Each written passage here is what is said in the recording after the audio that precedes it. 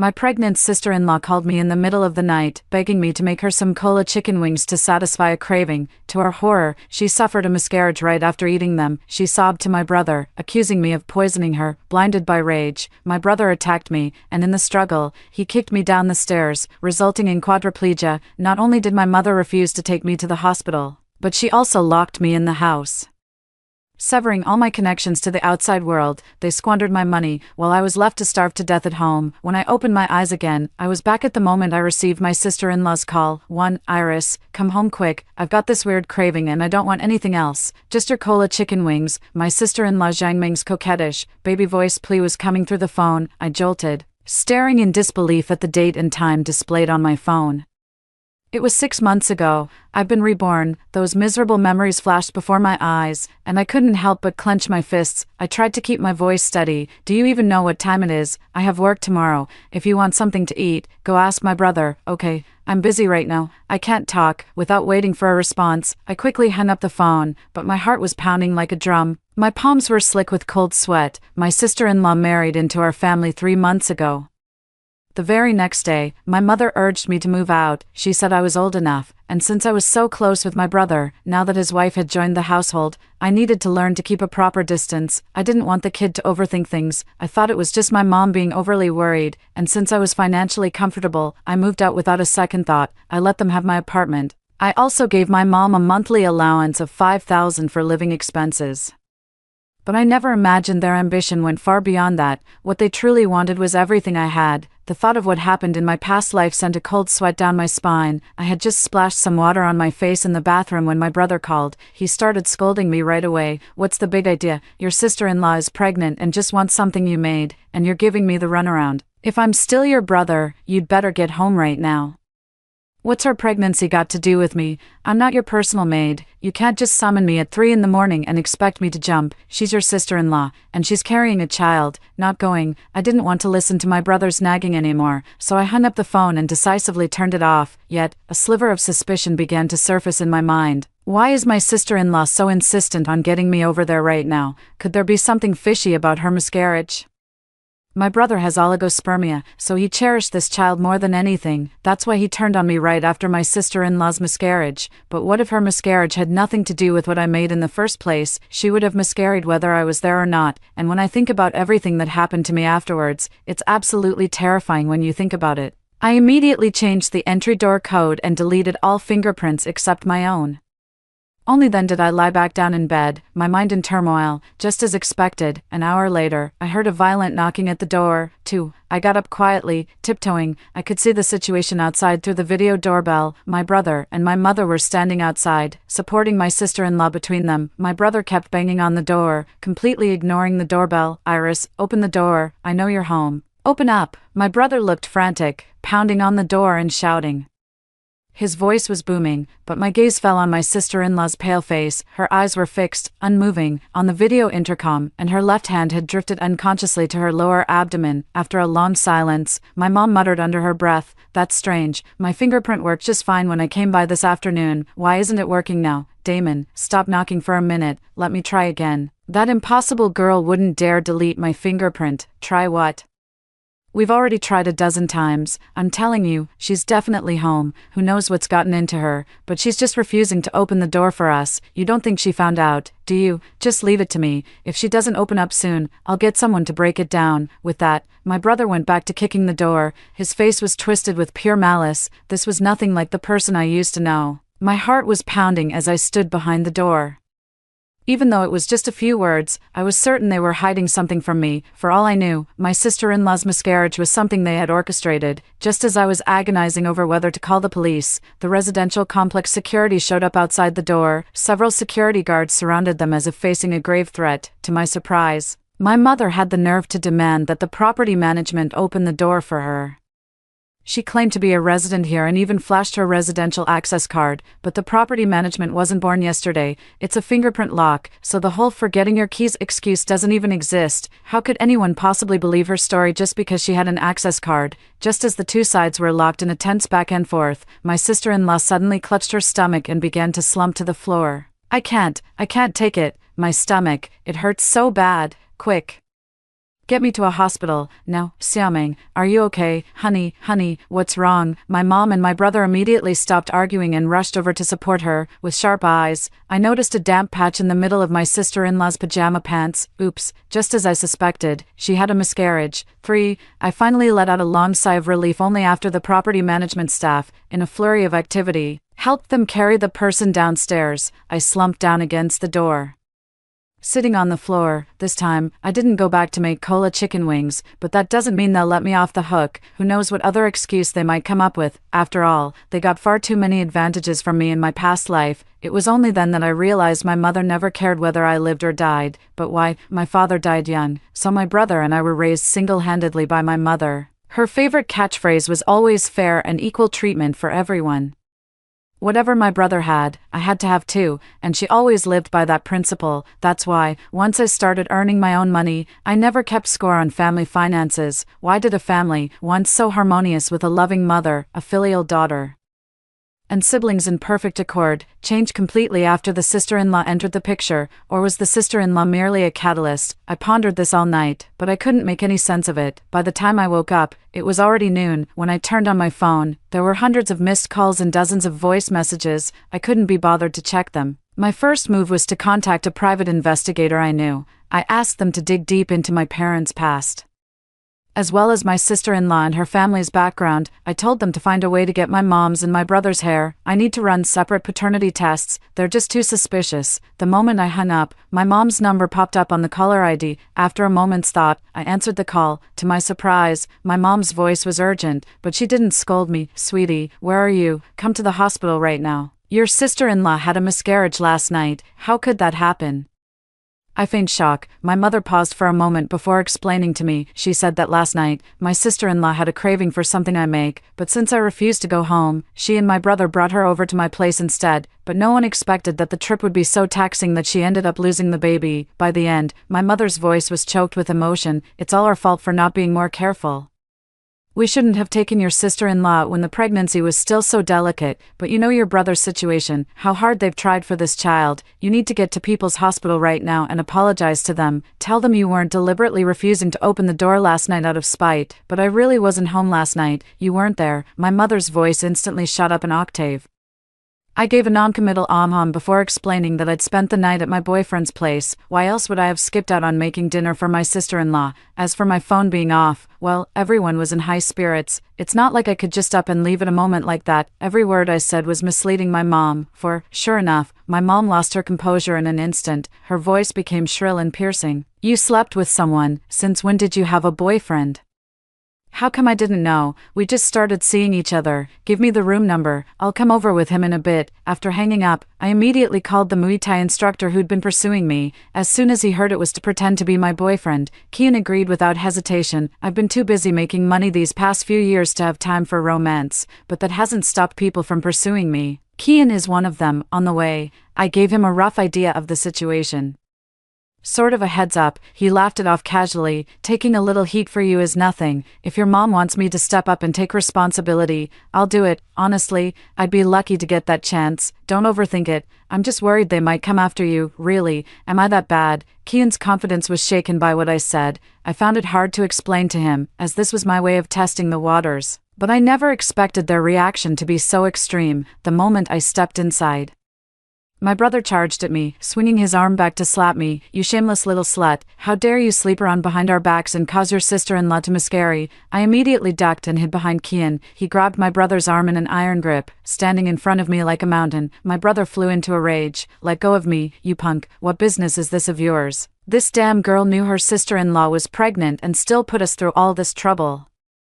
If I don't beat her half to death today, my name isn't Chin. But he was utterly defenseless against Kian, who stood nearly 6'3". Kian glanced back at me. I shook my head at him. Only then did I peer out to look at my brother. The face was still familiar, yet it carried an indescribable sense of strangeness. No, not exactly strange either. Wasn't this the exact same look he had when he kicked me down the stairs in my past life? I glanced at my mom, who was quietly comforting my sister-in-law. It hit me. If Kian hadn't come with me, I'd probably be flat on the floor by now. and just like last time, they won't give me a chance to explain myself. I stared my brother straight in the eye. What does her miscarriage have to do with me? How can you possibly pin this on me? Did I tell you to take her out, or did I invite you to my house? Damon, let me make this clear. Your wife's pregnancy had nothing to do with me. I have no obligation to be your personal servant. Oh, for goodness sake, watch your tone. Your brother's just upset about losing the baby. Can't you try to understand how he feels? As she spoke, my mother stood up and started walking toward me. I immediately took a step back. Perhaps it was the lingering trauma from a past life. No, whenever she gets close, a chill runs down my spine. Kian suddenly spoke up. Don't move. Take another step and I'll break your son's fingers. 5. My mother stopped in her tracks. Her face was a picture of disbelief. Young lady, is this the boyfriend you found? He's threatening your own brother the moment you meet. What on earth is going through your head? No, I do not approve of you two being together. At least he would never lay a hand on me. I replied coldly. Some things really shouldn't be tested. I thought the reason they treated me that way in my past life was all because they had lost a child, but no, I don't think that's the case. The miscarriage was just the trigger. The real reason is probably something else. I spoke up again, bracing for the backlash. Mom, did you not see my brother hit her? Or do you also think her miscarriage is my fault? Am I just supposed to drop everything, no matter the time or what I'm doing, and run back to wait on her the moment she calls? That's not what I meant. It's just that everyone's heartbroken over losing the baby. So you're still blaming my boyfriend for throwing the first punch? With every question and answer, I kept my eyes locked on my mother's. Guiltily, she looked away. A sudden thought struck me. I quickly said a few words to Kian, turned, and ran out. My mother's face fell. It was too late for her to stop me. I rushed to the nurse's station and demanded to know why my sister-in-law had miscarried. Perhaps my expression was too terrifying. The young nurse, startled, hurriedly began searching through the records. Then, speaking cautiously, she said, my sister-in-law scheduled a medical abortion 3 days ago. Didn't everyone in my family already know about it? Why are you asking about it again now? After saying this, she pointed to a few signed forms for me to see. This is her husband's signature. The fetus was already underdeveloped to begin with. We couldn't even detect the fetal bud. If you family members can't agree, the hospital bears no responsibility. Thank you. After thanking the nurse, I walked back on shaky legs. It was all a setup. The embryo wasn't developing properly, so we scheduled a medical abortion, but then they pinned the blame on me, and because of that, they even took a vicious swipe at me. No wonder they were so insistent on pushing my sister-in-law into my company. Were they afraid they'd have no justification for coming after me? If they're already this cruel, what possible excuse could they need? I can't understand why my own mother would do this to me. We're all her children, and she always treated us the same. How could things change so suddenly? And then, when I think about what happened in my past life, I tilted my head back and rubbed my eyes hard. 6. Back in the hospital room, Kian was holding my mom and my brother in a tight grip. My sister-in-law was still whimpering in her hospital bed, without a word. I rushed over and slapped her. You scheduled the abortion pill yourselves, and now you're blaming me for the miscarriage. Zhang Meng, have you no shame? Iris, what are you doing? Seeing his wife get hit, my brother flew into a helpless rage, but he couldn't break free from Kian's grip, no matter how hard he struggled. I spun around and charged right up to him, summoning every ounce of strength. I went up and slapped him across the face, hard. You're eating my food, living under my roof. And you have the nerve to scheme against me. Damon, you signed the hospital papers yourself, and now you're blaming me for your wife's miscarriage. If you don't like the house, get the hell out. You even used that as an excuse to hit me. Take a look in the mirror, you pathetic piece of work, you little bitch. You dare hit me. Damon thrashed around like a madman, but there was no way he could break free. I took the chance to kick him hard in the leg a few more times, if I could. I'd break his leg right now, just like he did to me in my past life, but I don't have it in me. Things have gotten to the point where, even if I don't say anything, Kian should be able to tell something's wrong at home, but he still held them in a death grip. He was absolutely determined not to let me suffer any loss. My mother burst into uncontrollable sobs. Sweetie, hurry up and tell him to let us go. Your brother was just feeling pent up with nowhere to vent. How could you lay a hand on him? He's your brother. Besides, he didn't even hit you. You're the one who hit them. How could you be so heartless to your sister-in-law like that, especially right after her miscarriage? Have you lost your mind? Have you forgotten how much your brother cared for you before? So what if he hit you a few times? You let an outsider lay hands on us. Do you have no conscience at all? The old lady wailed as if the sky were falling. In no time, The hallway outside the hospital room was packed with onlookers. Everyone was pointing fingers at me and Kian. That's right, in this lifetime, they haven't had the chance to do anything to me yet. At most, they just accused me of causing Zhang Meng's miscarriage. I ended up lashing out at them, but did I care? After recalling those desperate days spent bedridden and helpless, how could I possibly care about what others thought? Only after I had vented my anger did I finally speak my piece. Damon has 3 days to get out of my house. My mother collapsed to the floor in tears. She accused me of being heartless and turning my back on my own family. She said I was taking back the house knowing full well my brother has nowhere else to go, leaving him and his son with no place to live. She even said I'd forget my own mother the moment I found a man. They're trying to drive that mother and son to their deaths. I simply tune out everything she says, grabbing Kian. I walked away without a backward glance. 7. My 3-day deadline for Damon is no empty threat. Even without this current situation, given what they did in my past life, I would never let them feed on me again. Most importantly, I feel it's dangerous to be around them. It was only after we left the hospital that Kian ventured to ask me, "Did something happen at home? Are you okay?" I shook my head with a smile. Thinking about it now, I guess it doesn't really count. At least they didn't succeed this time. As for the future, I certainly won't settle for less. I discussed with Kian about the possibility of him being my bodyguard. Strictly professional, no personal feelings involved. Kian's face fell a little when he heard there were no feelings involved, but his spirits lifted just as quickly when I said I needed a month. He thumped his chest emphatically. "Don't worry, as long as I'm here, no one will lay a finger on you," with Kian's help. Everything went smoothly from there. While my mom and the others were still at the hospital, I quickly took some people to the house they were living in. After clearing out their belongings, I listed the house for sale. Since the asking price was well below market value, the house sold the very next day. I didn't dare keep the place I was living in either. After all, Damon said that night that even if I didn't open the door, he could get someone to do it. I couldn't put myself in danger again. 3 days later, I had just settled into my new place when the police showed up. They said I was a suspect in a home burglary. The person who filed the report was my own mother. At the police station, my mother was crying her heart out. She said her daughter-in-law had only been in the hospital for 3 days, but when she returned, all the belongings she had saved up over the years had vanished into thin air. Everything was gone, from the large furniture and appliances to the bits and pieces of gold and silver jewelry. The total value far exceeded 300,000, and the prime suspect in the theft was none other than me. I couldn't help but laugh in sheer disbelief. My father passed away early and didn't leave much behind. Until I was able to earn money, our whole family was still renting. That 3-bedroom, 2-bathroom apartment was something I bought after I started earning. It was registered under my name. Before my brother got married, my mom asked me to transfer the house to him, saying that a man starting a family really ought to have a place of his own. I agreed out of soft-heartedness back then, but I never found the time to actually go through with the transfer. As for all the furniture and appliances inside, I paid to have them all replaced, and that was before my brother's wedding too. I still have the purchase receipts in my possession. She watched as I calmly presented the copy of the property deed from before the transfer, the purchase records for the furniture and appliances, and the various jewelry purchase receipts she had listed. My mother completely lost it on the spot. She flew at me, claws out, trying to tear me apart. "You little snake, how can you be so conniving? I raised you. What's wrong with you showing me a little filial piety with these things? You even kept records. Do you have any conscience? Do you?" After being blocked by Kian, she sat back down on the ground, wailing and carrying on. "Oh, Olchin, my fate is so bitter. How did I end up raising such an ungrateful wretch? You might as well have taken me with you when you left. That ungrateful wretch is going to be the death of me. Olchin, for heaven's sake, open your eyes and look. This life is unbearable." My mother let out a heart-wrenching wail. It drew many sympathetic glances, yet I just stared back at her, completely expressionless. My heart is calm and undisturbed. 8. I view everything she does with suspicion. No loving mother would ever behave the way she does. Putting past lives aside, her current actions make it hard for me to believe she loves me. Did she give me the affection, but all the money went to Damon, or is even the affection itself a lie? At least pity is just pity. The police didn't side with her just because of her wailing.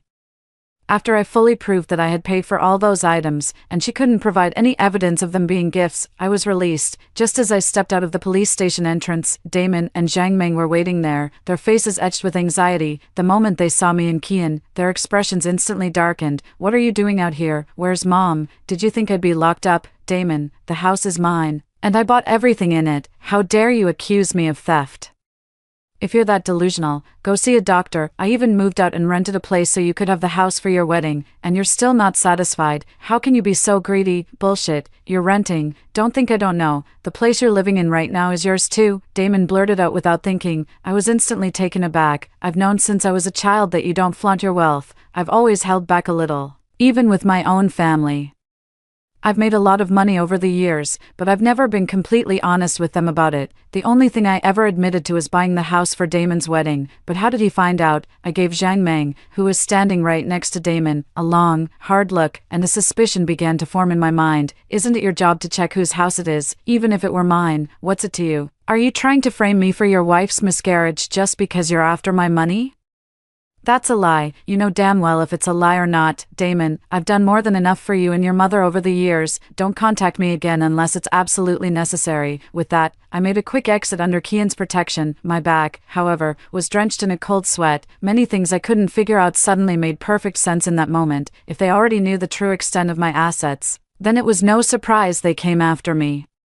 But why did they only strike after Zhang Meng entered the room? I soon found out the answer. 9. Looking at the results the private investigator sent over, I could hardly believe my eyes. My parents' marriage was a second one for both of them. Before marrying my mother, my father had been married once before. His first wife had moved far from her family and wasn't in close contact with them during childbirth. She suffered an amniotic fluid embolism and did not survive the surgery. She left behind a baby girl. My father was struggling terribly, raising a child on his own. He had no choice but to accept the marriage that followed. When my mother came into the family, she brought a 3-year-old boy with her. Everything fell into place. I was that baby girl. Marnie isn't my biological mother, and Damon isn't my real brother. The only reason they raised me after my dad died is because my grandparents are still sending her money every month. When I found out the truth, I was completely shattered, but at the same time, I felt a sense of relief. No wonder they treated me that way in my past life. It all makes sense now. Soon after, the paternity test results for Marnie and me came back. Sure enough, we weren't biologically related. The day I got the results, I had my assistant book the tickets, and Kian and I flew to that remote border town 1,000 miles away. There, I met the elderly couple, their hair silver with age, my grandmother, seated in her wheelchair, took my hand with a trembling grip and asked me over and over if I was Iris. Was I the Iris born to her daughter, Alara? I threw myself into her arms, tears streaming down my face. Grandpa was also wiping away tears beside us. It's Iris. Who else would come to see us but our granddaughter? Don't cry now, old woman. Look how big she's grown. We should be grateful we get to see her at all. No more crying now, no more. Grandma kept wiping her eyes, insisting she wasn't crying. Yet tears streamed down her face. From their accounts, I finally learned the complete, long-buried story. My mother's name is Alara, and she was the only child in the family. After graduating from university, she married my father for love, moving far from home. They say a daughter should not marry far away while her parents are alive, and reality proves this true. After marrying my father, the daily grind of life left my mother no time to visit her own parents. Later, even when she wished to return, she no longer could. My great-grandmother patted my head to comfort me. Don't blame your father, he's been good to Alara, and it was with our full support that he chose to remarry in the first place. After all, my legs aren't what they used to be, and your grandfather is too frail to look after you. Marnie has been the one raising you all these years. Your father has had it tough, doing this alone. When your father passed, we were worried and made a special trip to see you. But Marnie wouldn't let us take you. She promised us that if she could raise you until you were 9, she could see you through to adulthood. We could see her sincerity and genuine care for you. So we came back home. How much do you give her each month? I asked, my voice choked with emotion, even though the private investigator had already uncovered the truth for me. Hearing the old man admit he'd been handing over 2/3 of his pension every month, my heart still wrenched painfully. Don't send her any more money from now on. I'm grown up and can earn my own living. Grandma's legs aren't good. I'll find her the best doctor. I promise I'll make sure you both have a good life. Yes, yes, I knew our Iris was a good girl. Grandpa and Grandma smiled with relief. 10. After returning from the border town, I went to find Zhang Meng right away. She's now renting a place with Damon and his mother, without my financial support. She looks noticeably more haggard. Gone is the pampered, delicate young wife she once was. Sitting across from me, she stared at me with a strange expression for a good 10 seconds before speaking. So, Damon won't forgive you, so you're using me as a mediator. Honestly, Iris, what kind of sister-in-law acts as ruthlessly as you do? You promised your brother the house, then just sold it on a whim. You cut off the monthly support for your own mother without a second thought. How could you possibly do such things? Jax is your ex-boyfriend. Oh, wait, let me rephrase that. He's your on-again, off-again boyfriend, isn't he? I ignored Zhang Meng and instead steered the conversation toward another matter. The color drained from Zhang Meng's face in an instant. Her eyes widened as she stared at me, her face a picture of utter disbelief. I slowly and deliberately placed the evidence in front of her. Jax dumped you, using the excuse that you'd never measure up to me, right? So you deliberately got Damon as your rebound, served him a whole pot of that eternal green tea drama, all just to get at me. You're talking nonsense. Am I talking nonsense? You and Jax are still involved, aren't you? Zhang Meng, has being his lapdog rotted your brain? Jax is a certified scumbag, plain for all to see. Just because you're into him doesn't mean I am. I've never given him the time of day, yet you're the one who bought into his lies and even married Damon just to get back at me. Your so-called unattainable crush. At this point, I couldn't help but laugh out loud. You think becoming my sister-in-law gives you leverage over me? You even told Damon and his mother about my real financial situation, but have you ever considered this? If I so much as crooked my finger, Jax would come crawling to me, fawning over me just like you fawn over him. You bitch, you absolute bitch. Zhang Meng finally snapped under my provocation and flew into a rage on the spot. Qian, who had been following me, wasn't about to give her the chance. He pinned her down right then and there. I grabbed the coffee from the table and threw it all in her face, then followed up with several hard slaps. Who could possibly outdo you in sheer depravity? You're married to Damon, yet you're sleeping with Jax. That whole story about the embryo being non-viable was a lie, wasn't it? You were terrified Damon would kill you if he found out the child wasn't his, so you tried to pin it on me. Little did you know, he had the same idea. Your whole family is truly despicable. Let me go. What do you think you're doing? Sending you straight to hell. Of course, I burst into laughter. His hand stroked her cheek, over and over. Tell her I'll leave them with nothing, make their lives worse than a dog's. Zhang Meng broke down. Others don't know my true situation, but she does. Jax was a former financial executive at my company, so he was well aware of my financial standing. I just never expected him to spill all that to Zhang Meng, after all. He signed a confidentiality agreement when he left. Well, now I finally have a solid reason to take that scumbag down and leave him with nothing to show for it. 11. I didn't bring up anything else with Zhang Meng. She certainly wouldn't go back and tell Damon and the others that I'd looked for her. After all, her thing with Jax is leverage. Before I left, I gave Zhang Meng a warning. If she dares to leave the Chen family without cuckolding Damon so thoroughly it's blinding, I'll make her life a living hell. Trembling, she asked me just how many times she had to cheat. I dipped my finger in water and wrote a number in front of her. She instantly collapsed to the floor. 100 men. I ignored her and left with Qian. Whether it's 100 or 1,000 conquests, she'll have to figure that out on her own. Later, I asked Qian if I had been too harsh, since Zhang Meng hadn't actually harmed me, even though she threw some shade at me a few times after I came in. Since we don't live together, she can't really get under my skin. Qian only replied with one word, serves you right. I thought I had made things final enough, but I never expected Marnie would still dare to come looking for me. She cornered me downstairs at my office building. She knelt down before me in front of everyone. Can't you help your mother out? It wasn't easy raising you, and now I have nowhere to live and no income. You run such a big company but won't give me a single cent. How can you be so heartless, child? I'm your mother. Damon told me your company deals in tens of millions every year. Please, just do this one good deed and give me a little allowance each month. I'll kowtow to you. I'll kowtow. I watched coldly as Marnie kowtowed heavily before me. His expression didn't change in the slightest. It seems I've been too lenient with them, giving her the time to come and make a scene. I can almost guess their next move. It's nothing more than posting this video online to turn the public against me, but she forgot, against overwhelming power, she can't make a ripple. The onlookers are becoming more and more rational. Besides, I won't give them the slightest chance. I didn't bend down to help Marnie up until she had cracked her head, said in a loud voice, you should be on your knees begging for my forgiveness. For years, you've swindled 2 elderly people out of their pensions. Had the audacity to try and manipulate me into buying a house for your son, and even schemed to inherit everything from a lone woman like me. Marnie, what goes around comes around. Heaven sees everything, and you'll pay for your wickedness. You know, Marnie was utterly horrified. I continued to look at her with a smile. Back then, you refused to return me to my grandparents, all just to embezzle my father's death compensation. Later, you used my name to keep deceiving the 2 elderly folks.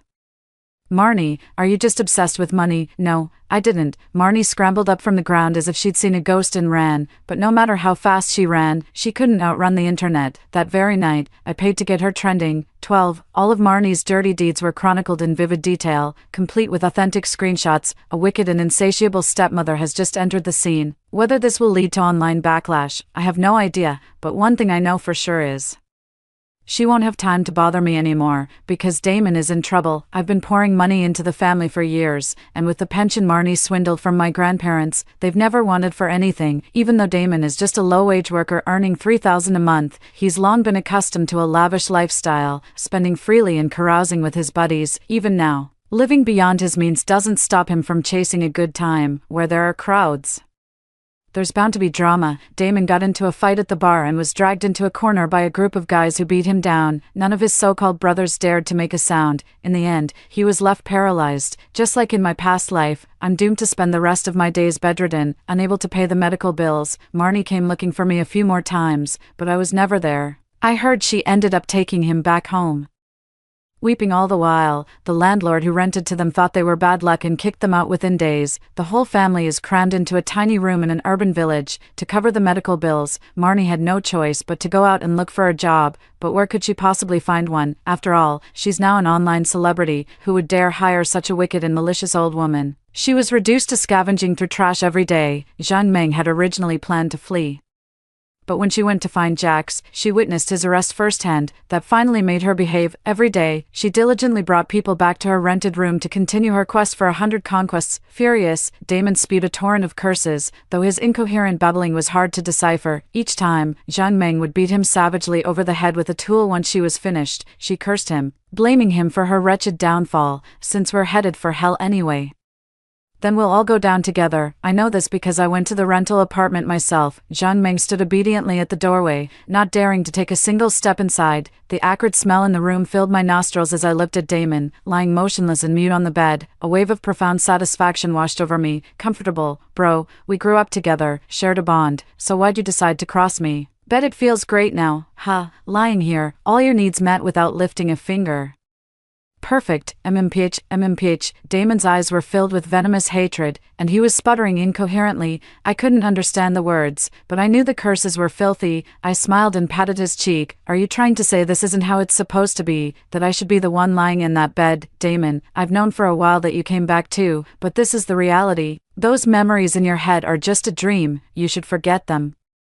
I knew he was back the moment he started pounding on my door that night. Otherwise, he wouldn't have shown that vicious expression so early. He knew better. Back then, I was at his mercy, completely powerless. But now, everything has changed. 13. I've called off the hunt for Marnie and Damon. Sometimes, letting them live is a far worse punishment than death. I told Damon the past was all a dream, but the truth is, it feels that way for me too. Just a bad dream, now that I'm awake.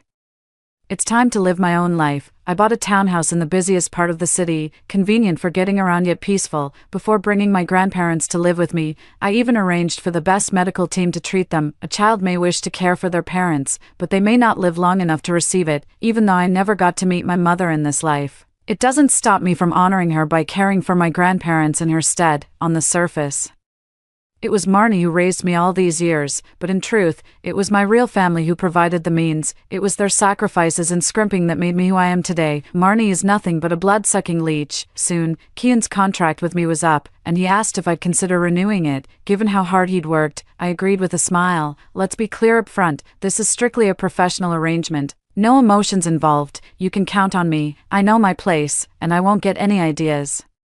Besides, it's dangerous for a single woman to be looking after two elderly folks all by herself. With me around, no one will lay a finger on you. He thumped his chest emphatically once more. 6 months later, a vicious crime occurred in the city. It even made the news. The story goes that in an urban village, a seemingly frail woman stabbed her disabled husband 27 times, each blow intended to be fatal. The brutality was extreme. During the arrest, the perpetrator took a hostage and fought back violently, shot dead on the spot. The hostage rescued by the police was a madwoman. The madwoman was emaciated, with broken limbs, and reeked of a foul odor. It said she had been held captive for several months. When they rescued him, he kept babbling incoherently. It wasn't like this. It shouldn't be like this. Kian was telling me all this while I was showing my grandparents pictures of the island. The weather is getting cooler now. I'm planning to take my parents to an island for the winter. After 6 months of treatment, Grandma's leg has improved a lot. Now it's just a matter of taking it easy and letting it heal. After he finished speaking, I just smiled. That's exactly what they deserve. Didn't you say it was fair back then? Now I think they had it coming. All right, other people's business is none of our concern. Call the assistant and book the flights. I'm taking Grandpa and Grandma away for the winter. How many tickets? I shot him an annoyed look and retorted, what do you think? Kian chuckled with a sheepish grin, a faint, suspicious blush coloring his cheeks. I ignored him and simply looked up at the sky, waking from the dream. The vast, cloudless sky was a perfect sight. The end. Story 2. In my previous life, the night before my daughter's college entrance exam, my neighbor drilled holes in the middle of the night, ruining her life. I begged him on my knees to stop, but he just sneered. Cigarette in mouth. What does your daughter's exam have to do with me? The next day, she performed poorly, missing admission to Fudan University by just 3 points. Later, she jumped to her death. After that, I went to his house with gasoline and took him down with me. When I opened my eyes again, I was back at 9 p.m., the night before my daughter's college entrance exam. The clock on the wall showed 3 hours and 30 minutes until my neighbor would start drilling. This time, I wouldn't fight him like a madman again. I find a crueler way to make his life a living hell. The searing pain still lingered, yet the familiar glow of the desk lamp felt strangely disorienting. At the desk, my daughter Anya was hunched over her final review, her slender frame looking particularly fragile under the light. Mom, are you okay? She turned to me, her bright eyes filled with concern. Mom, you look so pale. I opened my mouth, but my throat felt like it was blocked by something. The vibrant, youthful, hopeful face before me overlapped with the pale, blood-soaked face from my memory. My fingers began to tremble uncontrollably, and I instinctively glanced at the clock on the wall. 9:00 p.m. I had been reborn at 9 o'clock on the night before the college entrance exam. 5. Mom, don't you worry. Anya flashed a confident smile and reached for my cold fingers. I'm going to ace this exam, especially the last 3 big math problems. I've practiced them thoroughly. And I've memorized the English essay templates inside out. Her voice was clear and sweet, but every word felt like a knife twisting in my heart. She had said the same words, with the same smile, in her previous life. Mom, why are you crying? Anya, flustered, pulled out a tissue and handed it to me. It was then I realized tears were streaming down my face. As I took the tissue, my eyes landed on the clock again. Derek wouldn't start drilling for another 3.5 hours. Memories flooded back. In my past life, at midnight, a piercing drill sound suddenly came from next door. Anya was startled awake, and I immediately went to knock on the door to confront him. Derek's greasy face peered out from the crack in the door, reeking of alcohol. My circuit's broken. How am I supposed to live without electricity in this heat? What does your daughter's college entrance exam have to do with me? Even the property management couldn't do anything. Other neighbors initially sided with me, but when Derek's elderly mother came out with her cane, crying that I was trying to cook her alive, everyone backed down. The argument dragged on past 2 a.m., leaving Anya sleepless through the night. She underperformed during the exam the next day. When the results came out, she missed admission to her dream school Fudan University by just 3 points, refusing to repeat the school year. She leaped from the school rooftop on a rainy night. I stood by her lifeless body, watching blood mingle with rainwater as it spread across the ground. In that moment, I completely lost my sanity. 3 days later, I stormed into Derek's house with a can of gasoline. Anya shook my shoulders vigorously. What's wrong with you? Is this about Dad? No, it's not. I snapped back to reality and wiped away my tears. The pain of losing my husband in a car accident 6 months ago now felt so distant. It was nothing compared to the agony of losing my daughter. And then, I'm just so proud of you, sweetheart. I stood up so quickly it startled Anya. Pack your things. We're going to a hotel. Huh? Why? Anya looked completely bewildered. Pre-exam relaxation, I said, trying to sound lighthearted.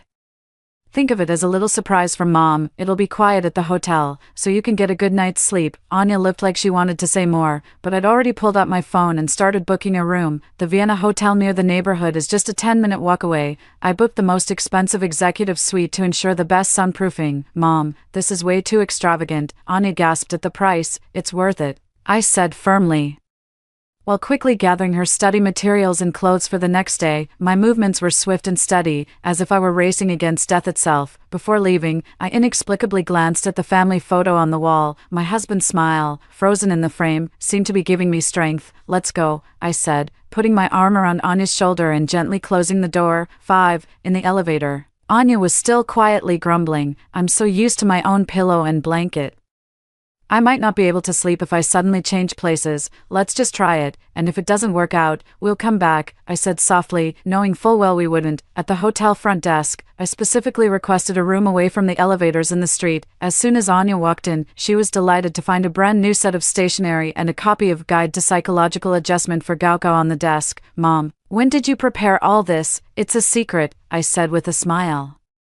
Watching her excitement while feeling a dull ache in my chest, these were all the things I should have done in my past life but never got around to. Anya quickly adjusted to her new surroundings and settled at her desk for some last-minute review after her shower. I sat on the edge of the bed, pretending to scroll on my phone, but actually keeping track of the time. At 11 p.m., I made sure my daughter went to bed early so she'd be well rested for tomorrow's college entrance exam.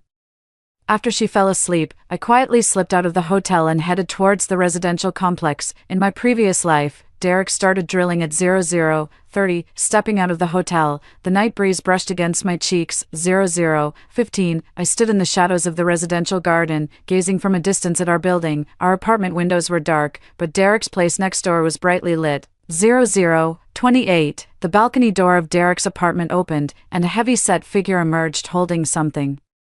At precisely 00:30, the piercing sound of a power drill ripped through the night, as if on cue, a precise replay of a past life. My fingers gripped my phone tightly, the recording function already running for 10 minutes. This time, I didn't rush out to confront them. Instead, I calmly documented everything. The drilling lasted for about 5 minutes, then stopped. The sound of something heavy being dragged followed, accompanied by Derek's crude shouting.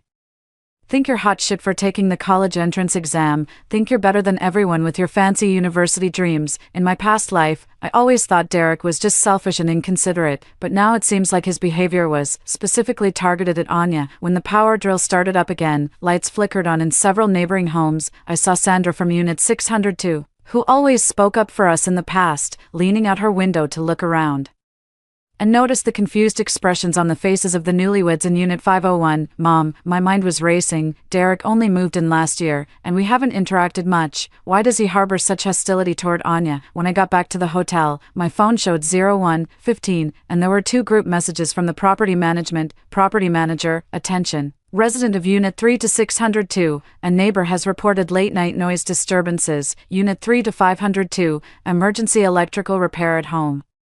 Now completed. He used the same excuse last time, but the drilling went on intermittently until past 2 a.m. This time, because I wasn't there, he actually finished early. Anya frowned in her sleep, and I immediately dimmed the lights. Watching her steady breathing, I made a firm decision that in this life, I wouldn't let anyone ruin her future. The next morning, Anya woke up feeling refreshed and full of energy. I had already prepared breakfast and all her exam essentials. Mom, I slept so well last night, Anya said between sips of soy milk. I feel absolutely fantastic today. That's wonderful. I smiled and handed her a protective charm. Your grandmother sent it. She says it'll bring you good luck on your exams. Actually, I made a special trip to the temple this morning to get it for her. In what felt like a past life, after Anya was gone, I became a regular at the temple. After dropping Anya off at the exam site, I didn't wait at the school gate like other parents but returned to our residential complex. Security guard Arden looked somewhat awkward when he saw me. Ms. Lila, about last night, Mr. Arden, I'd like to review the surveillance footage. I got straight to the point. The surveillance footage from outside Unit 3.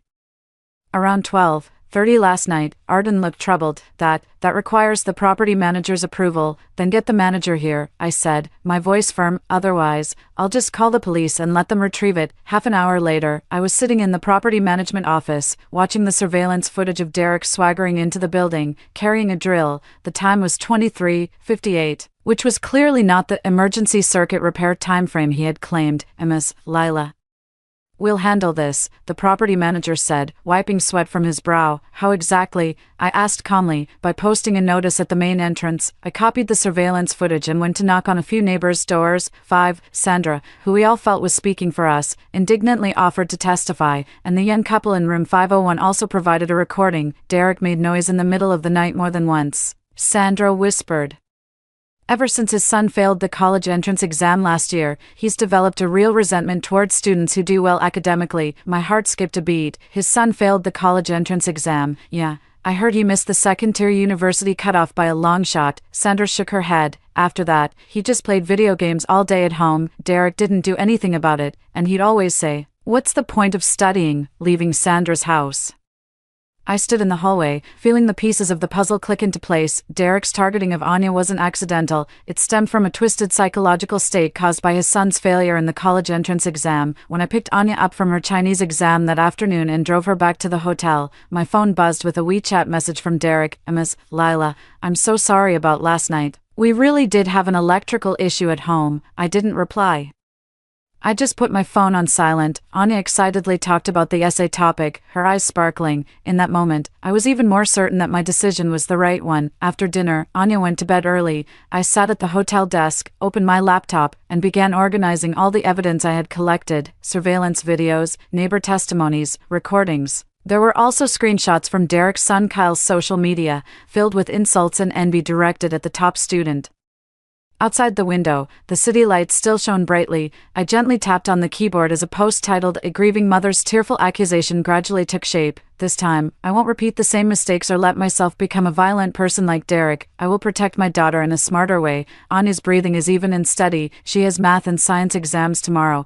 I saved the document and shut down the computer. The battle has just begun, but at least tonight my daughter can sleep soundly. The next morning, I woke up earlier than Anya. It was just getting light outside. I carefully pulled back the curtain a crack, and only after confirming the street outside the hotel was quiet as usual, did I finally relax. My phone screen lit up, showing 5 unread messages. They were all discussions in the neighborhood owners group about last night's noise incident. I quickly scanned through it, a smile unconsciously spreading across my face. Sandra, as expected, didn't disappoint me. She had already publicly questioned Derek's so-called circuit repair story in the group chat. "Mom, you're up so early," Anya mumbled, rubbing her eyes as she peeked up from under the covers. I immediately put down my phone and put on a relaxed smile. "I wanted to make you a surprise breakfast. You need to fuel up before your math test." Anya stretched lazily, her face wearing a relaxed expression she hadn't felt in ages. In her past life at this moment, she would have been sporting dark circles under her eyes, looking as wilted and listless as a limp cabbage,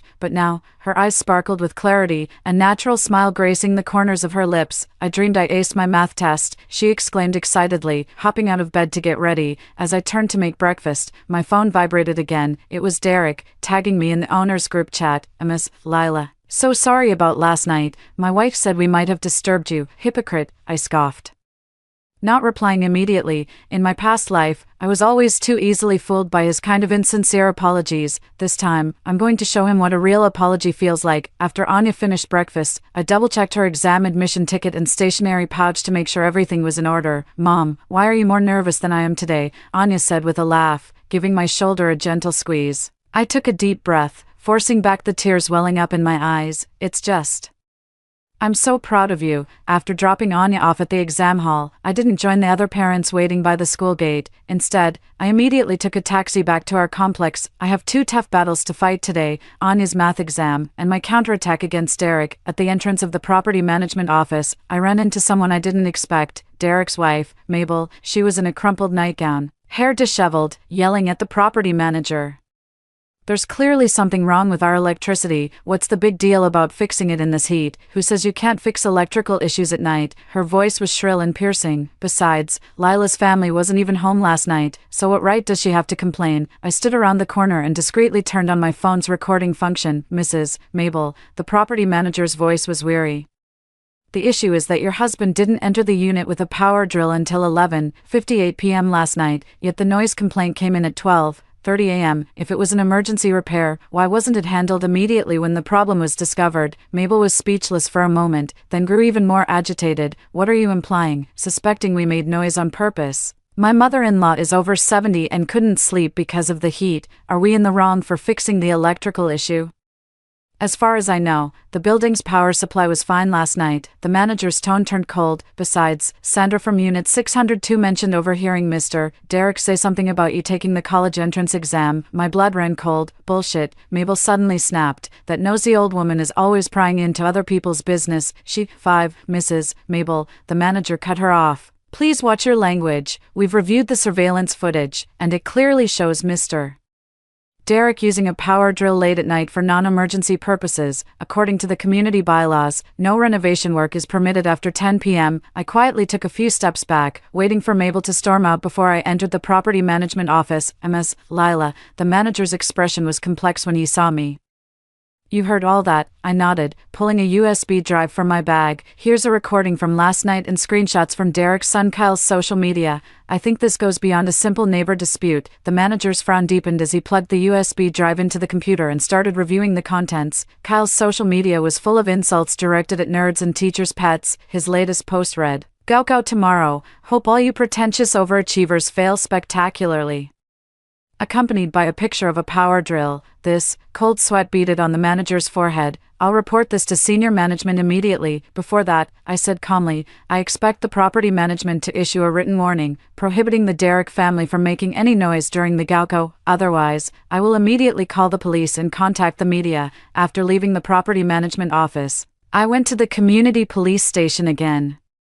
The officer on duty's attitude became noticeably more serious after hearing my statement and reviewing the evidence. "Ms. Lila, this indeed appears to be a case of intentionally disturbing someone else's normal life." The officer flipped through his notebook. "Derek, that name sounds familiar. There was a similar complaint last year, also during the college entrance exam period, against another family with a high school senior." My heart skipped a beat. "So, what happened?" The officer shook his head. "There wasn't enough evidence back then, so we could only mediate. That family's child didn't do too well in their exams later on, and they moved away." He closed his notebook. "This time it's different. You've prepared very thoroughly. We'll be giving this our full attention." When I picked Anya up at noon, her face was flushed with excitement. "Mom, that last solid geometry problem was exactly the type I reviewed the day before yesterday." I held her tight, breathing in the subtle scent of shampoo in her hair. This moment of joy was something I had lost forever in my past life. On the way back to the hotel, my phone kept vibrating. I let out a scornful laugh. The owners' group chat exploded. The property management had issued an official warning notice, and Derek's reaction was even more intense than I had imagined. "That's a slander. My son's account was hacked ages ago. Lila, you're a widow with a daughter. Don't push your luck. Everyone knows you hooked up with someone just half a year after your husband died." The last message suddenly disappeared, showing this message has been recalled. Immediately, a system notification popped up in the group chat. "Derek has been muted for 24 hours. Anya glanced curiously at my phone screen and asked, "Mom, what's going on in the neighborhood?" "Nothing serious, just some neighbors arguing," I said casually while quickly saving a screenshot of the chat history. The more Derek acts this way, the more it proves my strategy is working. I called my mom before my science comprehensive exam this afternoon. "Mom, I need your help with something." "What's wrong? Is it Anya?" My mother's voice immediately tensed up. "Anya's fine. She has her last English exam tomorrow." I lowered my voice. "It's Derek's family. That son of a bitch is causing trouble again." My mother's voice suddenly rose. "Last time you told me they were bullying you and your daughter. And now this." "I'm taking the first bus into the city tomorrow morning." Hanging up the phone, I let out a long sigh of relief. In my past life, I always felt I had to handle these things myself, not wanting to worry my parents, but now I understand that sometimes, to deal with scoundrels, you have to use some unconventional methods. In the evening, I received a scanned copy of an official written notice from the property management, along with a record of Derek's family's violations.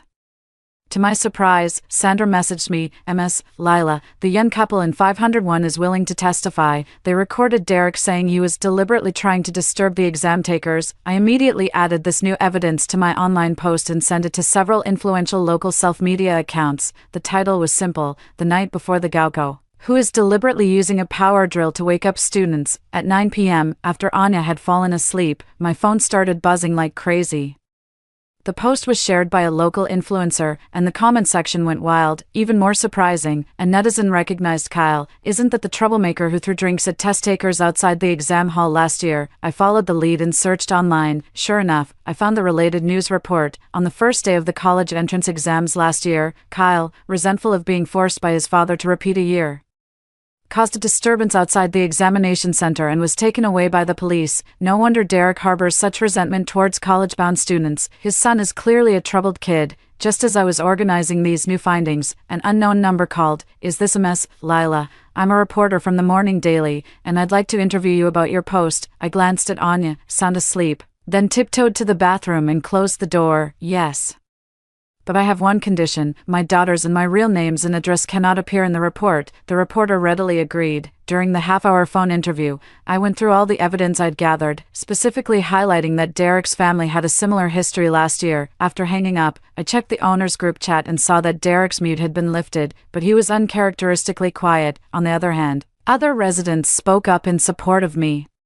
And even a few who usually kept to themselves came forward, reporting that Derek's family had harassed them without cause. At 11:30 p.m., my phone rang again. 5. This time it was the property manager, Ms. Lila. Derek just came to the management office and made a huge scene, demanding we remove the warning notice. Company leadership has decided to temporarily compromise. I clutched my phone. What do you mean? He's threatening to sue us for defamation. The manager's voice wavered. But rest assured, we've preserved all the evidence. It's just, we need to make a tactical retreat for now. I let out a cold laugh. I see. Thank you for your honesty. After hanging up, I immediately texted the reporter, can the story run tomorrow? The sooner the better. Then I made another call to Gavin, my late husband's close friend who's now a partner at a prestigious law firm. Gavin, I was hoping you could help me with something. The next morning, sunlight streamed through the gaps in the curtains. I gently kissed Anya's forehead. Sweetie, today's the final battle. Anya, still half asleep, hugged me. Mom, I dreamt I got a perfect score on my English essay, my nose stung with emotion. In her previous life, she never even had the chance to fully experience taking an English exam. After seeing Anya into the exam hall, I immediately pulled out my phone. The Morning Sun Daily had already published the report, with the glaring headline, Late Night Power Drill Disturbs Gaokao Students, Family Involved Exposed for Past Offenses. Although no names were mentioned, sharp-eyed netizens recognized Derek's house number in the accompanying photo. What surprised me even more was that the report mentioned last year's incident and interviewed the parents of the students who were victims at the time. The parent didn't mince words. Derek's son is a good-for-nothing himself, so he can't stand to see other people's children succeed. My phone started ringing non-stop with calls from unknown numbers, mostly media interview requests. I politely declined all of them, only replying to a message from Gavin, my lawyer, which read, the documents have been submitted to the court. The restraining order should be issued this afternoon. At noon, Anya walked out of the exam hall glowing with excitement. Mom, the essay topic was an unforgettable experience, and I wrote about Dad. Her voice suddenly choked up. I wrote about how he taught me to ride a bike. I held her tightly, letting my tears flow freely. While packing our luggage back at the hotel, my phone rang again. It was the property manager. Unable to hide the excitement in his voice, Ms. Lila, the police just paid a visit to Derek's place. Someone reported them for long-term malicious disturbance, and the police have pulled our surveillance footage and audio recordings. I smiled faintly. Oh, really? That's great news. And there's more. The manager lowered his voice. Someone plastered their door with printed screenshots of online comments. The old lady from Derek's family was so furious she called an ambulance on the spot. I frowned. That's going too far. Even though Derek had it coming, dragging his elderly family into this wasn't my intention. As I was checking out, the front desk clerk suddenly called out to me, Ms. Lila, Mr. Gavin left this for you. It was a thick envelope. Inside was a court-issued restraining order prohibiting Derek's family from making noise exceeding legal limits during the college entrance exam period, and 3 days before and after, violators would face detention and fines. I carefully tucked away this gift, took Anya's hand, and walked out of the hotel. The sun is just right, with a gentle breeze. Mom, are we going home? Anya looked up and asked me. I hesitated for a moment. Home, that place filled with painful memories. What would it be like now? Not yet. I squeezed her hand. Grandma is coming today. Let's pick her up at the station. And then, how about we go have your favorite hot pot? Anya cheered. And I silently put my phone on mute. Whatever Derek's next trick is, I'm ready for it. This time, I won't let anyone ruin my daughter's life. I spotted my mother immediately at the station exit. She was wearing that familiar navy blue jacket, carrying a bulging cloth bag, and craning her neck, looking around in the crowd. Mom, I waved and called out. My mother jogged over, immediately scooped Anya into a hug, and kissed her face several times. My little sweetheart, how did your exam go? Grandma, Anya, blushing, wriggled free. I'm 18 now. You'll always be my sweetheart, even at 80. Mother ruffled Anya's hair before turning to me. Her rough palm cupped my face, her gaze suddenly sharpening. You've lost weight. Are those wretched people causing trouble again? I forced a weak smile. It's fine. I've mostly sorted things out. Mother snorted and pulled a red sachet from her cloth bag, thrusting it at Anya. Wear this. It wards off evil spirits. Then she pulled out an even bigger one and handed it to me. This one has soil from your dad's grave in it. It's the best for warding off evil people. Anya burst out laughing. Grandma, what era are we living in? Don't laugh. My mother suddenly became serious. Some things are better safe than sorry. Your grandpa back then. I quickly interrupted. Mom, let's go eat first. Anya wants hot pot. Inside the hot pot restaurant, the steamy warmth fogged up the glass windows. As Anya headed to the sauce bar, my mother grabbed my hand. Sweetie, Tell me the truth, how exactly did that family mistreat you all? I hesitated for a moment, then finally whispered a brief account of what happened before and after my rebirth. My mother's eyes widened, growing larger and larger, until they eventually welled up with tears. I knew it. I knew there was something wrong with Ethan's death. She gritted her teeth. That Derek, does he drive a black Volkswagen sedan? I shivered. How did you know? The day Ethan had his accident. A neighbor said they saw a black car suddenly change lanes. My mother's hands were trembling, but the police said there was no surveillance footage. My vision suddenly blurred, and the scene of my husband being hit and thrown into the air flashed before my eyes again. In my previous life, I was so consumed by grief that I had no energy to look into these details. Now, two seemingly unrelated clues have suddenly connected. Mom, are you saying Derek might be involved in Ethan's death? My mother was about to answer when Anya returned with the seasoning bowl. We immediately put on smiles, but my mind was already racing. 5. Derek only moved here last year, and Ethan's incident happened 6 months ago. If he's really involved, what could the motive be? Arriving at the doorstep, I instinctively shielded Anya behind me. The hallway was dead silent. Taped to Derek's family's door were several sheets of paper, looking like they'd been torn off and hastily stuck back on. Upon closer look, they were printouts of online comments. Social scum, psychopath, someone should check if this family has a criminal record. Anya gasped. Mom, what is this? Get inside first. I quickly unlocked the door, ushered them in, and then texted lawyer Gavin to ask if we could investigate Derek's vehicle records. The moment Mother stepped inside, she began fortifying the place. From a cloth bag, she pulled out various talismans and pasted them on the doors and windows. Then lit some unknown herbs in a small incense burner, making Anya cough uncontrollably. Grandma, are you trying to ward off ghosts? Anya asked, both amused and exasperated. Something far worse than ghosts, Mother said mysteriously, then turned to me. I'll sleep in the living room tonight. You and the little one rest easy. I wanted to refuse, but seeing the determination in her eyes, I had no choice but to nod. After finishing her exam, Anya felt relieved and soon fell asleep in her room. My mother and I sat in the living room, talking in hushed tones. Lawyer Gavin replied, I said while looking at my phone screen. He said we can access Derek's vehicle records tomorrow, but it requires police cooperation. Mother nodded, then suddenly pulled an old-fashioned voice recorder from her pocket. I brought this from the village, and it's fully charged. If that family starts causing trouble again, we'll record them. In my previous life, I fought alone, and it ultimately led to tragedy, but now, I'm not alone anymore. Late at night, I tossed and turned in bed. My phone suddenly vibrated. It was a message from the residents' group chat. Sender messaged everyone, neighbors, just a heads up. Derek was arguing with someone downstairs. He seemed drunk and very agitated.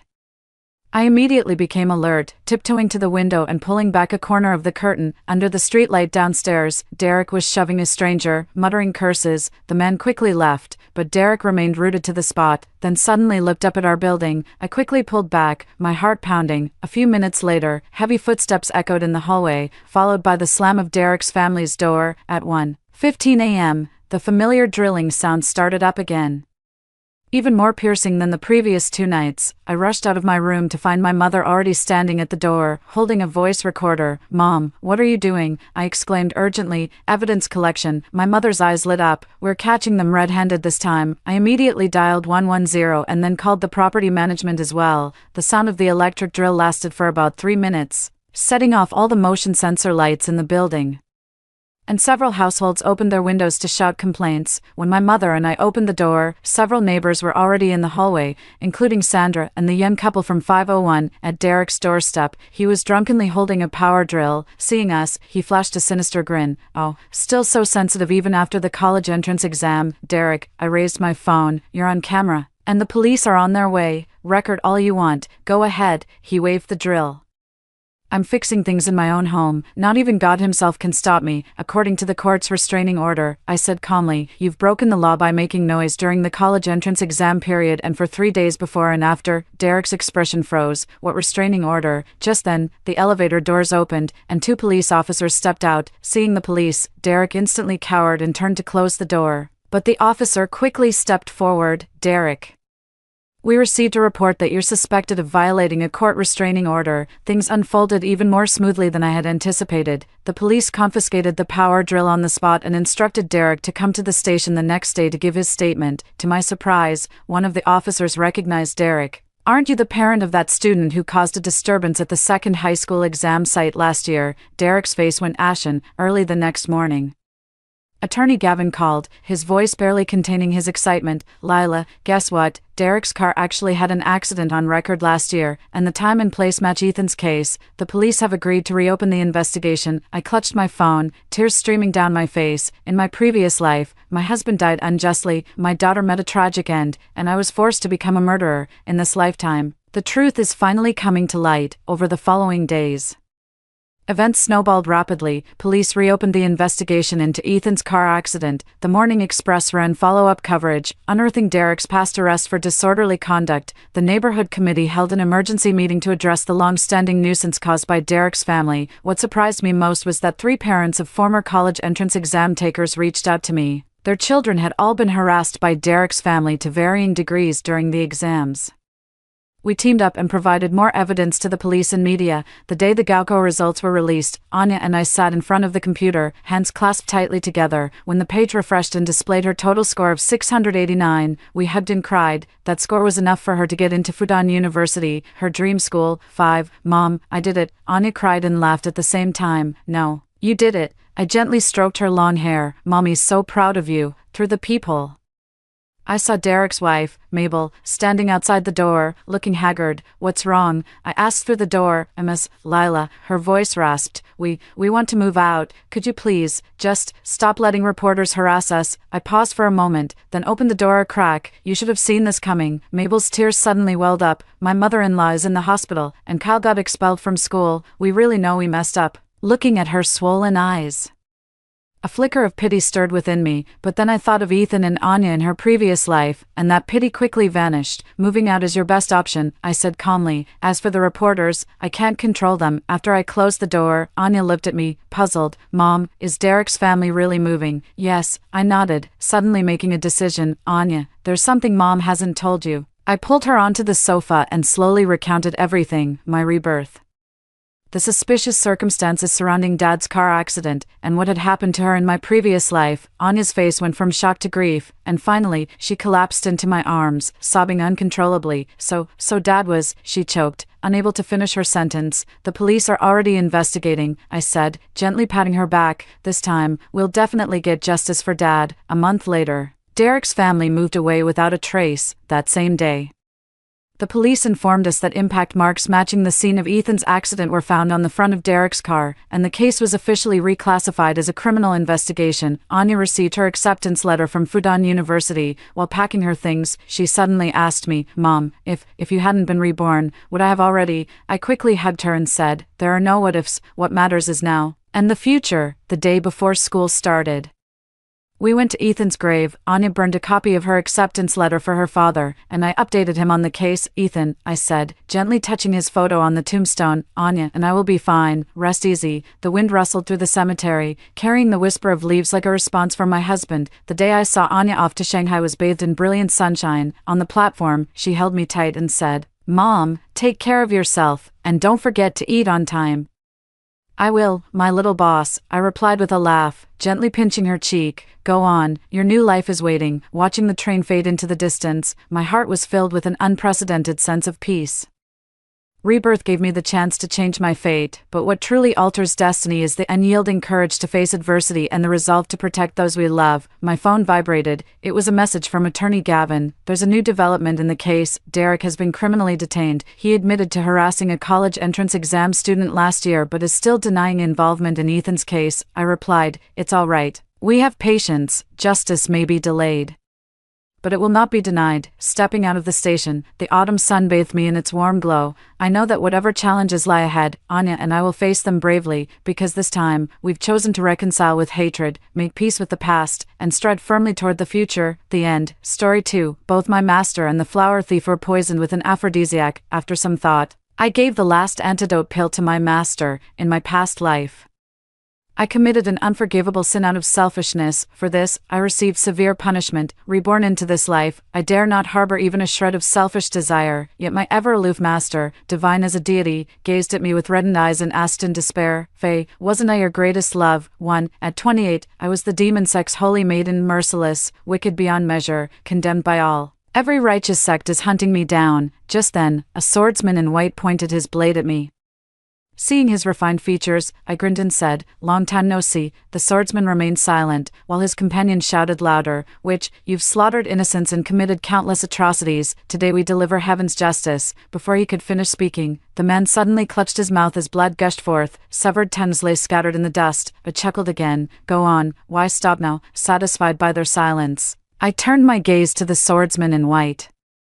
The cold detachment in his eyes sent a sharp pang through my heart. The man before me was Elliot, the legendary swordsman whose fame spanned the realm. Though mere steps apart, an ocean of blood and vengeance lay between us. I crippled his second disciple's martial arts, severed their tendons, and scarred his youngest apprentice's face. He murdered my dearest friend, slaughtered my own flesh and blood. Yet no one knew I was once his most prized disciple. We once shared a mad, delirious affair in the gloom of a cavern. Elliot stared at me with icy contempt. He said, "Give me the antidote you used to poison my disciple. After I nullify your martial arts, I'll let you leave." I smiled at Elliot. "Come alone, and I'll give you the antidote." When Elliot approached, I whispered in his ear, "Master, they say one night of love creates bonds for 100 days. We've shared more than just one night. Must you be so cruel? Don't you know everyone here bears me ill will?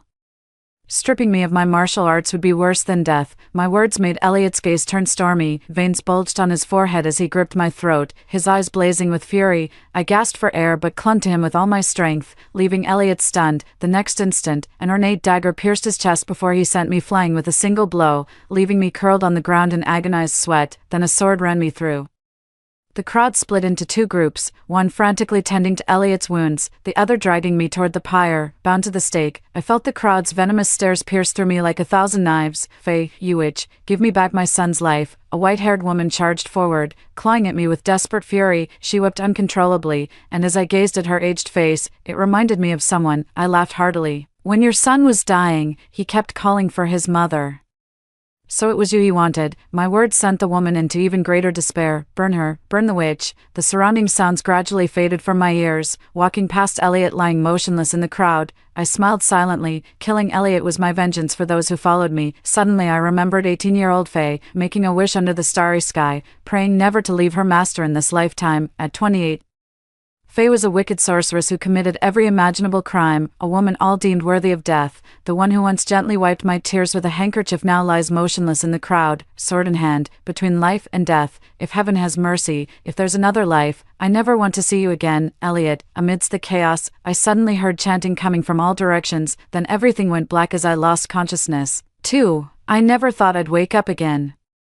Staring at this strangely familiar place, my heart began racing uncontrollably, feeling my heart pounding in my chest. I couldn't process what was happening. Am I not dead? Do the dead still have a heartbeat? As my thoughts spiraled in chaos, two labored breaths suddenly sounded beside me. Like a giant hand dispersing the fog before my eyes, two men lay beside me, their faces flushed crimson. My pupils constricted when I recognized one man's face. It was Elliot. I dug my nails into my palm, the sharp pain jolting me awake instantly. An unbelievable thought flashed through my mind. I was reborn. Fate gave 28-year-old Faye a second chance. My gaze gradually shifted to the side. The man beside Elliot possessed striking features, even more handsome than Elliot himself. His mesmerizing fox-like eyes and snow-white complexion were utterly captivating. If Elliot was an aloof celestial being, then this man was a demonic enchantment that could beguile all mortals. This was the day I returned to when Elliot was poisoned with the aphrodisiac. Sharing his predicament was the notorious womanizer Archer. In my past life, I never knew Archer's true identity. I couldn't bear to watch him suffer from the poison's torment, nor witness a living soul perish before my eyes. All for my infatuation with Elliot, I administered the only antidote to Archer, offering my own body as the cure to save Elliot. Elliot became convinced I'd conspired with Archer, that rogue of a libertine. Suspecting me of ill intent, I had no defense. I do have personal feelings for Elliot. Elliot imprisoned me in the dungeon, stripped me of my martial arts, shattered my sword, cast me out of the sect, and declared to the world that his first disciple was dead. Elliot's indifference made me realize I'd killed myself the moment I shed those robes. Those days in the dungeon were the most agonizing of my life. The torture left me wishing for death, my face disfigured beyond recognition. Archer was the one who eventually rescued me. That's how Elliot and I became mortal enemies. Memories of past suffering overwhelmed me. My face went pale as I realized I was still clutching the antidote, holding it to Archer's lips. My trembling hand clutched Elliot's collar. One upward jerk would snap his neck instantly. Then suddenly I remembered the days before our falling out. He played the zither while I danced with my sword through moonlit blossoms, our gazes meeting as Elliot's tender eyes lingered on me. That was the moment my delusion took root. In the end, it was my fault. I should never have developed feelings for Elliot. Countless times I've wondered what if I could start over, what should I do now, when they severed my tendons, destroyed my cultivation, and left me dying in that dungeon. I gritted my teeth with such hatred I could have torn him limb from limb. Enough. The vengeance from my past life is settled. In this lifetime, I just want to stay away from him. I retrieved the antidote from Archer's lips and whispered to Elliot, "Elliot, I regret this." Elliot's gaze grew distant as he instinctively pushed me away. "Faye, stay back. As your master, I might hurt you." My eyes welled up as I leaned down under Elliot's burning gaze. I forced the antidote between his lips, then carefully straightened his collar, whispering, "Elliot, we're even now, free." Just as I turned to leave with Archer, Elliot suddenly grabbed my wrist. His palm burned so hot it nearly melted me. Elliot murmured, "Faye, don't go." His sharp eyebrows knitted together tightly, as if haunted by some nightmare. Unlike his usual aloof demeanor, Elliot appeared visibly distressed at this moment. I pried open Elliot's fingers one by one, then knelt before him and kowtowed with solemn thuds. "Master," I said, "let the past be past. Consider that you saved an ungrateful wretch." With those words, I left with Archer. A sudden tear rolled from the corner of Elliot's unconscious eye, disappearing into his jet black hair. I need some time to sort through my tumultuous decade, and Archer needs detoxification too. I recalled a secluded bamboo cottage not far from here. By the time we reached the bamboo cottage, Archer's eyes were bloodshot beyond measure. He whimpered beside me, his hands trembling with restraint to avoid touching me. I threw him into the pond near the bamboo hut. The icy water sent a shiver through Archer, jolting him slightly awake. I asked, "There's only one antidote," and I gave it to Elliot.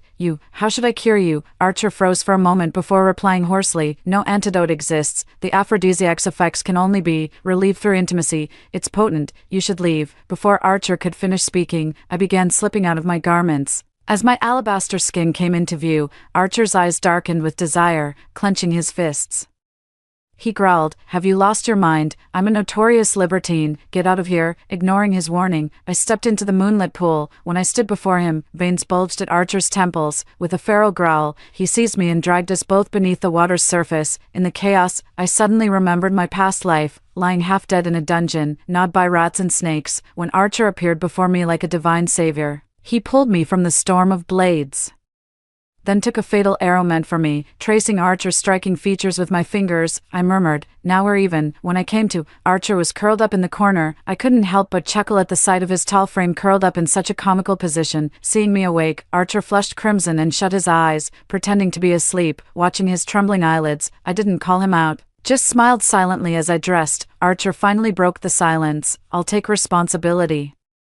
"Where do you live? I'll come properly to propose." I couldn't help but chuckle. "Aren't you supposed to be a notorious womanizer? How unexpectedly principled. Though if you came to my place, you'd probably get thrown out. Let's just leave it at this. Ours was but a fleeting romance." Archer's gaze held a tinge of melancholy. I dragged my exhausted body outside the cabin. I ignored Archer's unspoken words hanging in the air. "In my past life, I gave him the antidote and he rescued me from the dungeon. Our karmic debt was settled, yet later he sheltered me during our flight and took an arrow for me, leaving me no chance to repay. After all these twists and turns, I can finally return this kindness. My path ahead is uncertain, destined to walk alone." At the bamboo grove's exit stood Elliot with a stormy expression that darkened further upon seeing me. His voice turned glacial. "Faye, how could you be so reckless with yourself?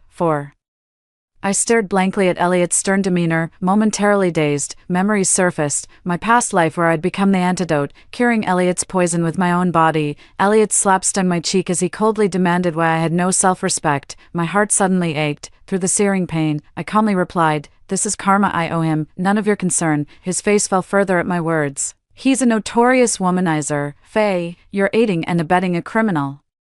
Elliot's words left me momentarily disoriented. Collecting myself, I replied calmly, "This isn't your concern, I'm an adult now." Elliot snorted coldly, "When we return to the sect, you'd better reflect on your actions." I was ready to walk away, but then I remembered my junior sect siblings and followed Elliot back to Chinyan's sect. I thought I could keep my hatred in check, yet when I saw Mina, my burning hatred reduced all reason to ashes. I clenched Mina's throat with crushing force.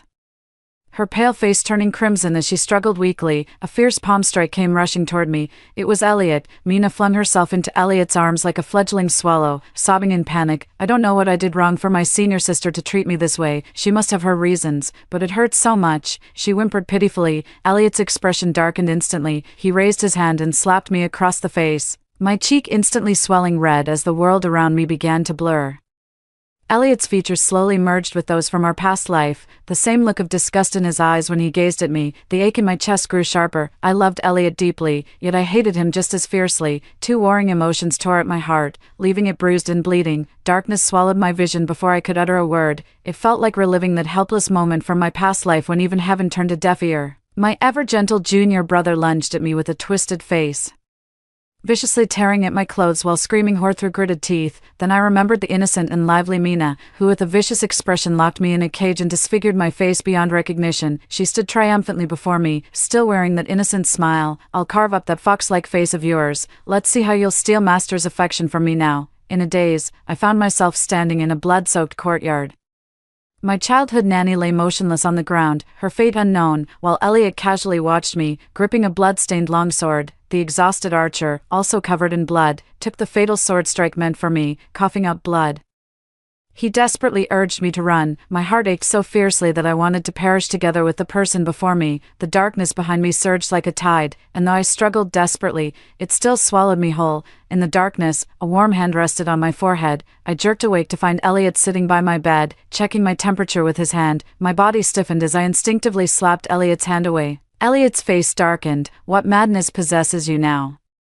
First surrendering yourself to some libertine, then attacking your junior sister. How did I ever end up with a disciple like you? My expression equally frosty, I replied calmly. In that case, I'll take my leave and spare you the displeasure of my presence. After a long silence, Elliot finally spoke. No. 5. Elliot locked me in the disciplinary chamber, coldly stating I'd only be released when I admitted my wrongdoing. He visited me several times during my confinement, but our encounters always ended in arguments. On this particular day, he approached me carrying a bowl of longevity noodles. In a gentle tone, he said, "Faye, it's your birthday today." I stared coldly at this bowl of longevity noodles, only then remembering today was my birthday. Elliot said, "Make a wish." Suddenly I couldn't recall what wish I'd made at 20, not that it matters now. It was probably just wishing for Elliot's happiness, hoping to stay by Elliot's side forever. Elliot gazed at me with gentle warmth. A sudden pang of melancholy tugged at my heart. On this very day in my past life, Elliot's eyes had been filled with icy disdain. The thought of him sitting here sharing longevity noodles with me was unthinkable. He'd have rather seen me vanish from this world. All the love and hatred of that past life dissolved with the thrust of my blade into Elliot's heart. In this lifetime, I harbor no selfish motives, nor do I wish to be entangled with Elliot. Without glancing at Elliot, I sneered. I wish I could leave this place, depart from the Azure Cloud sect altogether, making way for your precious little disciple, aren't you? Elliot frowned and opened his mouth to speak, but waves of dizziness suddenly clouded my vision. When I came to again, I found myself lying in my own room. Elliot noticed I was awake, set down his book, and brought me the medicine that had been warming by the fire. Elliot said, "You're still weak. I had the phantom physician prepare this medicine with licorice root. It won't taste bitter." The medicine had a pleasant aroma, its excellent tonic, yet I detected something off about its scent. I suddenly knocked the bowl from Elliot's hands, spilling the brown medicinal brew that filled the air with its fragrant aroma. Elliot's brow furrowed almost imperceptibly, his voice turned icy with suppressed anger. "I'll make you another bowl, drink it, soon."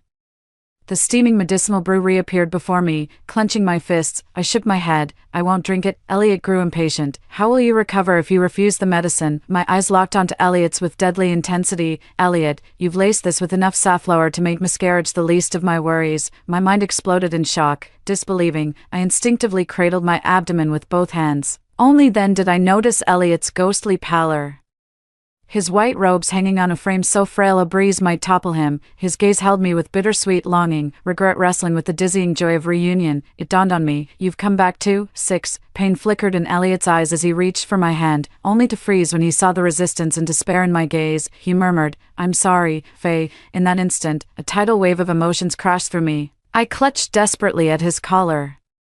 Drowning in the depths of Elliot's eyes as suppressed pain and resentment threatened to consume me, choking the breath from my lungs, tears streamed down my face as I sobbed. "Elliot, you came back too, didn't you? Tell me you did." Elliot moved to embrace me, but I shoved him away. He gazed at me with sorrow before nodding slowly. My strength drained away suddenly, and I slumped to the ground, after a long silence. Elliot abruptly knelt before me. He gingerly took my hand, his eyes rimmed with red.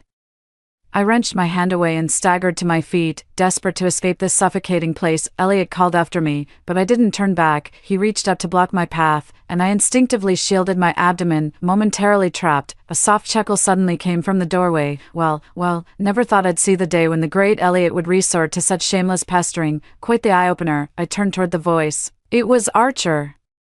Archer slipped quietly to my side and pushed Elliot's obstructing arm away. Elliot watched helplessly as Archer and I walked away, his voice trembling with sorrow. "Faye, are you leaving with Archer again?" I turned back to see Elliot's eyes bloodshot with anguish. He asked me desperately, "Faye, didn't you love me most? Why are you abandoning me? Even Asher, will you forsake him too? He's been missing his mother terribly." The mention of Asher's name made me freeze momentarily. Archer sneered from the side. "Elliot, you keep preaching about noble principles. What exactly are you doing now? Accusing Faye of having a child out of wedlock. Is this how you slander her?" Elliot remained silent, just staring at me with pleading eyes. I touched my cheek, finding it wet with tears, choking back the pain and bitterness in my heart. I said through gritted teeth, "Elliot, you don't deserve to mention Asher's name." Elliot rushed toward me, only to be stopped by Archer's icy glare. Tears welling in his eyes, he pleaded urgently, "I'll make it up to him, to all of you. I swear I'll never hurt you again. Faye, please, give me one more chance." I shook my head. Elliot continued, "Faye, be reasonable. Get rid of that bastard in your belly, and Asher will definitely come back." A murderous glint flashed in Archer's eyes at Elliot's words. I lowered my gaze, touching my abdomen. "Elliot, Asher won't come back. He'd never accept his biological father being the man who killed him." Elliot turned deathly pale, his whole body swaying unsteadily. 7. Elliot and I had a child together. His name was Asher, the Forsaken. He died at 4 years old when Mina fell gravely ill, for Asher possessed the rare sword bone constitution with pure life essence. To save Mina, Elliot personally delivered Asher to the ghost physician. When I retrieved him, not an inch of his body remained unbroken, yet even so, he reluctantly agreed, wiping my tears away. "Mother, don't cry, without Asher Mother would surely be the highest flying kite." 8. I escorted Archer back to the Bamboo Grove cottage. I asked Archer, "Don't you have anything to ask me?" Archer's gaze burned intensely. "Well, doesn't the baby in your belly need a father?" I turned away stone-faced, while Archer clutched his chest and wailed dramatically on the bed. Just as I was about to leave, Archer yanked open the bed curtains and whined pitifully, "You'd just sleep with me and not take responsibility." I turned back, my eyes meeting the sculpted paleness of his bare chest. Archer's gaze was as pure as a fawn's, his long lashes fluttering. "If you don't want to take responsibility, forget it. I'll be responsible." I turned to look at Archer. Even though we'd relied on each other for survival for some time, I didn't really know him that well. Archer kept staring at me, his eyes burning with intensity. An invisible tail seemed to wag frantically behind him, as if possessed. I nodded. Archer's eyes instantly lit up, and so Archer and I settled into this bamboo forest cabin. I asked Archer, "Any objections?" Archer was brewing medicine for me when he heard me. He just smiled and shook his head. Sunlight filtered through the sparse bamboo leaves, illuminating the fine down on his face. The herbal aroma made me unexpectedly drowsy. Though branded as a notorious womanizer shunned by respectable families, Archer proved far less lustful than his reputation suggested upon closer acquaintance. I chuckled wryly at the memory of my past life. Perhaps because life had been peaceful lately, I seldom dreamed about my previous incarnation. Maybe that former existence was too agonizing. I'd instinctively buried those nightmare-like memories deep within. On this day, I dreamed of my past life. I jolted awake to see Archer's concerned face. He set down what he was holding and touched my forehead. "Nightmare, you look so pale." Seeing Archer alive before me, I suddenly felt like I was still dreaming. I whispered, "Archer, am I dreaming?" Archer paused, then chuckled and booped my nose. "Silly." I heaved a sigh of relief. Archer brought over the calming herbal soup, but just as I reached for it, he stopped my hand. Then he began feeding me spoonful by spoonful. Bamboo leaves showered upon us. My vision suddenly blurred. A swordsman in white emerged at the courtyard gate, his gaze heavy upon me. "Senior sister, since when have you been keeping this stray man? This is an illicit union without proper matchmaking." Elliot snapped at the naive Mina with a cold voice. "Hold your tongue," he said softly to me. "Faye, come here." 9. I shook my head and said calmly, "Elliot, we're through." Mina beamed with a smile. "Eldest senior sister, The master came personally to fetch you. How could you possibly defy our teacher? I watched Mina's innocent expression with cold detachment. I used to dote on this girl dearly. After she joined the Azure Cloud sect, I guided her through its ways. Whenever she was bullied, I'd stand before her as her shield, yet she viciously disfigured my face with a monstrous expression. I can't fathom what I ever did to wrong her. Reborn into this life, I finally see the darkness she hid beneath her innocence. Only Elliot remained blind, never seeing the truth. Seeing the eager look on Elliot's face, I sighed and said, "Let's talk." The moment I finished speaking, Archer and Mina's expressions darkened instantly, but they said nothing, just watching intently as Elliot and I walked away. Elliot gazed at Archer's retreating figure and remarked with meaningful undertones, "So you went with him after all." I chuckled. "He's the second person to come to my rescue, isn't he?" Elliot's gaze darkened slightly. "Faye. Perhaps there's been a misunderstanding between us. I admit, ever since that incident, I've been avoiding you. I just don't know how to face you, or how to face myself, but I've figured it out now. Faye, I'll shield you from all those vicious rumors. Archer's no good for you. Can't you see reason? Don't throw your life away over someone like him." I remained silent, just staring at Elliot. Elliot's expression hadn't changed. Everything suddenly felt so alien. All those past life loves and hatreds vanished in an instant. In my previous life, Archer's dying words were for me to be true to myself, yet I never truly got the chance to be myself. During my flight, I met countless people and gained many friends. To Elliot, those friends were heretics, but to me, they were rare souls of genuine sincerity. I steadied myself and didn't respond to Elliot, suddenly bringing up those unseen friends. "Elliot, remember that Master Thief Lila you had your disciples punish. She was actually a poor soul, struggling to raise her daughter alone when her medicine money got stolen. There's also the Blood Fiend. He's got a rather elegant name, Evan. Your so-called righteous sex drove his family to their deaths. Look closer, and you'll find every person he killed had dirty secrets. That includes me. Elliot, do your homework before you come preaching." 10. Perhaps Elliot's arrival triggered the nightmare I had that night. Archer was dead, and with my broken body, I began to hide and wander. When I reached a tidy little courtyard, I could hold on no longer and collapsed at the gate. At that moment, I thought, just let it be. So be it. Then Lila appeared. She looked at me, settled me in, recognized me, yet didn't turn me in. Lila said, "I'm a villain, you're a fugitive. We make quite the pair. You'll stay here with me." I wanted to bring Asher back, but with all my powers stripped away, Lila took me to the demon sect where I became their holy maiden. The demonic cultivation techniques are excruciating. Lila stayed by my side through it all. Eventually, Lila became my right-hand enforcer. One day while we were out, we encountered Evan being hunted down. Lila's soft heart couldn't bear to leave him, so she saved him. I once asked Lila, "You're always so tender-hearted. Aren't you afraid of saving someone who might be bad?" When I asked this, Lila was dressing Evan's wounds, her eyes crinkling with a smile. "As long as I'm capable enough, I can protect myself. What if after you save him, he turns out to be just like those people?" Lila knew I was referring to those so-called noble sects. After a long silence, she said calmly, "I'll kill him." Evan didn't leave after regaining consciousness. He seems to have taken a liking to Lila, which makes me happy. All my friends deserve a bright future. It's their presence that kept me from becoming a truly wicked cult leader. Human nature is unpredictable. We've done evil deeds, but also good ones, and there are those who try to pin their faults on us. I can't defend myself, not that anyone would believe me anyway. Lila died on New Year's Eve, stabbed by a man feigning injury. Evan went berserk and slaughtered the perpetrator's entire household. I didn't try to stop him. I needed him to let it out. I couldn't bear losing another friend.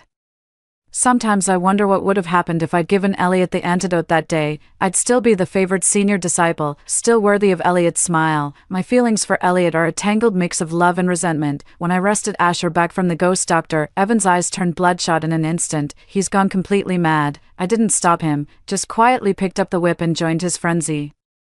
Evan died for me. Mina laid an inescapable trap, determined to strike me down. With his life, he tore open an escape through this narrow gap. With his dying breath, he smiled at me and said, "I'm going to find Lila now." That was the day I lost my mind too. 11. Back then, Lila was just an ordinary tofu pudding vendor on the streets, carrying a pale-faced little girl on her back. When Archer and I sat down, her face lit up with eager warmth.